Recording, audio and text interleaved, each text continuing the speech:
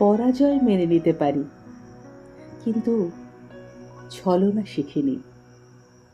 কাউকে ঠকিয়ে জেতার তৃপ্তি আমার জানা নেই।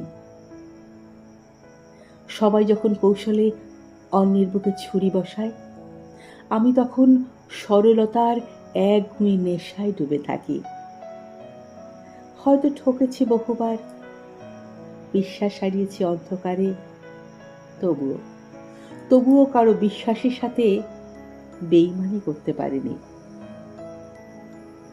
চাতুর্য দিয়ে সাজানো এই দুনিয়ায় আমি এক বোকা মানুষ, যার কাছে সম্পর্কের পবিত্রতা সবটুকু সাফল্যের চেয়ে দামি। প্রাপ্তি শূন্য হলেও মনের ভেতর এক আশ্চর্য শান্তি আছে। অন্যায়ের ভিড়ে আমি তো কাউকে ঠকাইনি,